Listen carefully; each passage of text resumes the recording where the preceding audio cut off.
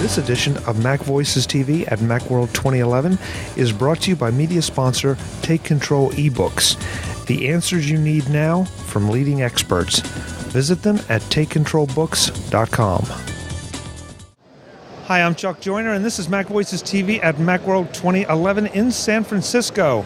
We are on the show floor, and we are talking to our good friend Omaha Sternberg just about her experiences at Macworld. Omaha, it's great to talk to you. It's great to be back, Chuck. Thank you very much. You were very sweet and joined me on the Macworld live stage to talk about parenting in the age of the internet. We had a great discussion with some of our friends. I've had a lot of interesting feedback. I think that's something we're going to have to continue. Oh, absolutely. I've had a lot of interesting feedback as well. A number of different people have come up to me and said, thank you very much for putting that panel on.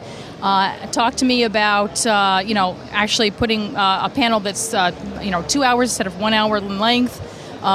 Doing an article for like Wired magazine. There was a lot of people who were very, very impressed with the panel and really, really wanted to be able to hear more. And it's too bad because we had 50 minutes. When you get up there, you start to think, can we fill 50 minutes? And I think we only got to really two of the topics I had hoped to get to because the panel was so enthusiastic. And one discussion took us off into another. So I know we did get to your area, gaming, but we covered a little bit of cell phone access. We covered internet access. We covered parents' paranoia. We covered a little bit of everything. It was a lot of fun. Yeah, it was a lot of fun. And I think what really impressed me more than anything else was that each of us, the parents that were on the panel, got an opportunity to hear the experiences of the other parents and recognize that our experiences were not singular. For example, when I was hearing that other parents were having somewhat of the same experiences regarding cell phone texting usage as I was, or even better, the difficulties with learning how to use a phone versus texting on the phone all the time. That was amazing that we all were experiencing that kind of situation. I think that was quite a validation and quite a situation that allowed us to be able to know that it wasn't just one of us. And folks, just so you know, if you want to find out what we're talking about, we did tape the whole episode. It is on an earlier edition of MacVoices TV. Go check it out. I think you will be impressed, especially if you have kids or are interested in this particular topic.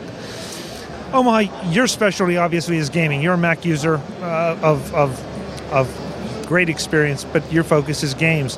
What's your impression of this year's Macworld? We're sort of trying to wrap up by getting impressions from some people. Not as much the favorite product kind of thing, but just the whole vibe, the whole feel of the experience.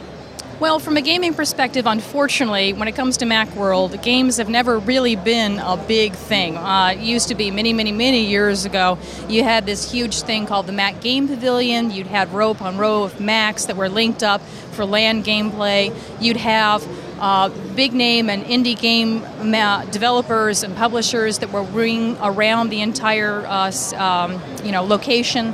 And that has slowly over the years whittled down to just basically nothing. And it wasn't a situation of Apple leaving Macworld. It was just a situation of there never really was a huge amount of support for Apple gaming on Apple devices, whether it's Mac or iOS. And it's a disappointing situation because, especially when you take a look at iOS, you see on the iTunes App Store, the games are the largest selection of genre on the App Store that you're going to be purchasing, and the new Mac App Store that's been launched, you find, once again, games are a large proportion of apps that are purchased through the App Store. So it's not like it's a small proportion of things that people will actually purchase, and yet it doesn't seem to get a huge amount of support. That being said, I am impressed with the people who did show up here at the App Store, at Macworld, the game developers and publishers who did show up, because even though it's an undercurrent, the developers who were here, the publishers who were here, did put a lot of work into their booths. They put a lot of work into their games to show off, and we had a really nice dinner where we were all able to get together and network. So, I think it's one of the challenges Macworld faces. Things have become a bit more specialized. Gaming obviously is one very distinct discipline. We've seen some high-end business software here. We've seen some consumer things. We obviously have seen a lot of iPad. We've seen some general interest stuff. We've seen iPad apps. The mobile app showcase might have been the hottest place on the whole floor because it just always seemed to be packed. So it is a challenge for Macworld, and especially when there are other conferences that focus on it. But your point's so well taken. Apple was never really known as a big gaming platform, and yet somehow now mobile gaming, they're just on fire. I'm not sure all of us have really caught up with that mindset yet. No, I don't think so. And it's strange, too, because if you take a look at the Nintendo DS, you take a look at the PSP, both Sony and Nintendo are terrified of the iPod Touch, and you can see it in the things that they say. Sometimes they'll come up and say, we don't have to be afraid of the iPod Touch, and then they will do things that shows you just how afraid that they are, making changes to the pricing for the hardware, making changes to the pricing for the software that's being released. And the fact of the matter is that yes, that those two companies and Microsoft as well is looking at the iPod Touch and the games that are coming out on the Mac and saying to themselves, this is something that we should be concerned about, even though they don't always say it in quite that way. You can tell by some of the things that they actually do on the marketplace. So it's strange that Apple continues to sort of ignore what the iPod Touch and the iPhone and the iPad now can actually bring as far as the gaming side of things to the marketplace for Apple.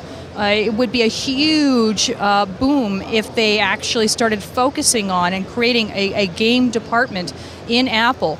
And there's been rumors that there may be a push towards that direction with some of the hiring decisions that are being made in Apple, the decision to go forward with Game Center, etc. But when it comes to Apple, you kind of don't know until something happens what's really going on. So it's all rumor at this point. Omaha, let's wrap up by asking, what are you playing now for fun? I know that you play constantly for review, but what are you playing for fun, and what would you tell people to go and check out in the Mac or iPhone or iPad gaming world? Well, let's see. For the iPhone gaming world, there's a new game that I just found that I'm going to be reviewing, but I have to say that I've already fallen in love with, and that's a game called Hamlet for the iPad and the iPhone by Alloware Software. And originally I saw the trailer for it shortly before the show, and I wasn't impressed with the trailer. I looked at it and said, this doesn't look like it's going to be very interesting. I don't even know what it's really supposed to be about. And so I kind of put it on the back burner and said, I'll look at it later. And then I came to the show, and I went by Alloware's booth, and I saw them actually demoing the game, and I fell in love with it. It's basically a point-and-click adventure game, but it's a very unique style of point-and-click adventure game. It's not of the original style where they provide you all kinds of information so that you can make your way through the game. You're just dropped in, and you have to try to figure out what's going on. Think Myst in a point-and-click adventure style game with a Shakespearean style format, and that's what you got with Hamlet. Now, as far as the OS X environment, I kind of got two different games that I've fallen in love with. One of them is Bejeweled 3. Yes, my name is Omaha, and I'm a Bejeweled 3 addict. I can't stop playing the game. And the other one is a game called Amnesia: The Dark Descent. And I have to say, in this particular game, I'm glad I'm finished playing it and done with the review, and I probably will never go back to playing it again. But it is probably one of the most fantastic experiences that I've ever had. It is a horror game of the traditional genre of horror, not where they take you and put you in a first-person shooter environment with all the greatest, biggest guns and throw all these horrible monsters at you and see how much you can shoot at them. But you don't have a gun, and you can't fight. And your choice is, when the monsters come, to run and hide or die. And it is a beautifully written game, and it is actually, in fact, in the IGF, the Independent Games Festival finalist for the Seamus McNally Award, the Audio Award, and the Technical Excellence Award. Not being a gamer, Omaha, why do I want to play a game where I have to run and hide or be eaten? Well, when it comes to a game like this, it is pretty much a game that's might be a bit niche for particular individuals, but it's one of those games that you can really appreciate for the artwork that's been done, the audio. It's one of those games you just cannot play the game without the audio on, and you can so much appreciate from a developer standpoint, from a design standpoint, just from a beauty standpoint, how well this game was designed. The story was integrated in beautifully so that as you continue playing the game, the game becomes more frightening because of the elements of the story that have been revealed to you bit by bit by bit as you go further along into the game. And the sounds that come through in the game frighten and scare you because of what they might mean. Not because of what you see, but because of what you might encounter and see. And that is the real effect of true horror. You give little bits and pieces of what might happen and let the mind do the rest of the work. And that's what Frictional Games has done, the developers of Amnesia. Okay, that I understood, because we now live in an age of gore and graphic violence, and there is something definitely more horrifying about what you don't see, what might be there, but what you never see. So now I understand. Okay, now I may go try it and see if I like being eaten or running and being hiding or something. You'll probably only be able to play it for 15 minutes before you have to go out of the room.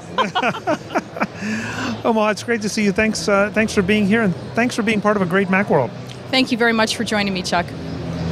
I'm Chuck Joyner. This is MacVoices TV at Macworld 2011. We are not done just yet. We're getting there. Until the next time, thanks for watching.